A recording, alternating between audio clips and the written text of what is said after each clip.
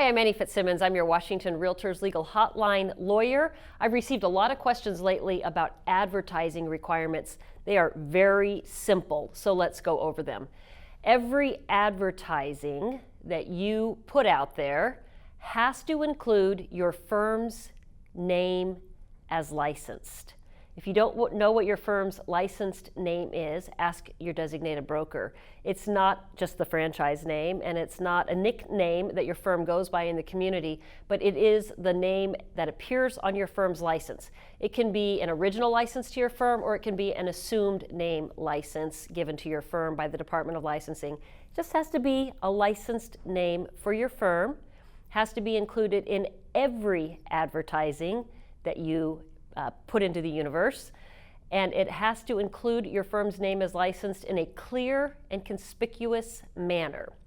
The terms clear and conspicuous manner are not really defined by statute. The Department of Licensing assumes that you know what clear and conspicuous is.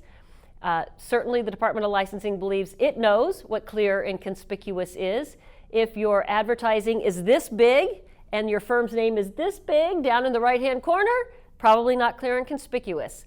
There was a time when the Department of Licensing said that clear and conspicuous meant bigger and bolder than everything else on the advertisement. The Department of Licensing no longer defines clear and conspicuous that way. Instead, the department is going to look at advertising and determine, just like you would, if the name of your firm as licensed is easy to read, if it is clear and conspicuous in light of everything else that's happening in the advertising. So that protocol is true for any type of advertising that you have. It could be your business card, it could be a yard sign, it could be a billboard. It might be an advertisement that you've placed in the newspaper or a periodical. Doesn't really matter what the advertising is. The single requirement from the Department of Licensing is that your firm's name as licensed has to be included in a clear and conspicuous way.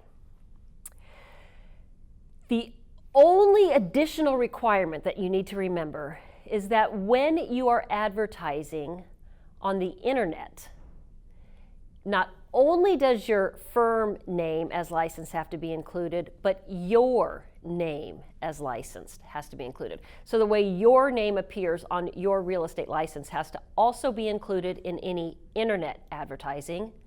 When you're advertising on social media specifically, then your firm's name is licensed and your name is licensed have to be located no more than one mouse click away from wherever the social media advertising might be. So your social media advertising might include a link that takes a consumer to another page.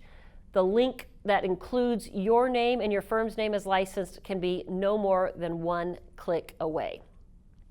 Those are the only requirements for what your advertising must include. There's no requirement to include your address, your phone number. You can include all of that if you want to, but you're not required to. The only other, I would say, really critical factor that applies to all advertising is that it has to be true. You have to avoid misrepresentation, exaggeration, and deception of any kind. Think about it even in the form of your business card. That's the simplest one. What title do you give yourself? Do you say on your card that you're a real estate broker? Because that's true. Do you say that you're a land specialist? Because if you do, you need to actually be a land specialist. Whatever title you give yourself on your business card, make sure it's accurate. And then, of course, that same requirement for accuracy flows through to all of the other advertising you do. If you're advertising seller's property, make sure the description of seller's property is accurate. And make sure you keep it up to date. If you advertise seller's property at a particular price and then that price changes at some point, you have to get that advertising corrected to make sure that it remains accurate even if the facts change. When you have advertising that goes out into the World Wide Web, you are still required to make sure that that advertising remains accurate. And where we see the greatest frustration sometimes with this issue is that seller's property gets listed and then that listing gets elevated to some third-party website over which you have little or no control. Seller's property sells, but it still remains out there on the World Wide Web as though it is still for sale. The Department of Licensing says if you control the website directly, you are absolutely required to have that information accurate at all times. If you manage the website through a third party, you are obligated to communicate with that third party so that they can timely make corrections to the information.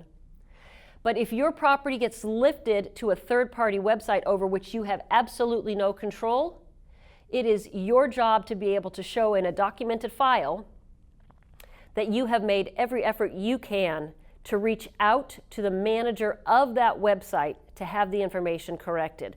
And that doesn't mean a single phone call, and if they don't respond, then so be it. That means that you contact them repeatedly if you have to, in an effort to get them to remove the information, correct the information, whatever it might be.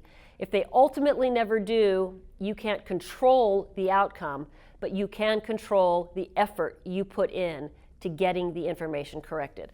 And that's what the Department of Licensing will expect to see in your file if a complaint is made that you have failed to update the information or the advertising that you've put out there. The Department of Licensing released several years ago a guideline on all advertising requirements. It's still a current document, meaning the information in the guideline is still accurate. You'll find it at the DOL, the Department of Licensing website, under a link for the real estate program. I would encourage you to use that as a resource if you have any questions about what your advertising should or should not include.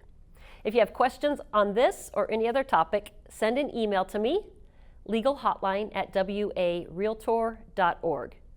Thank you for being a Washington REALTORS member.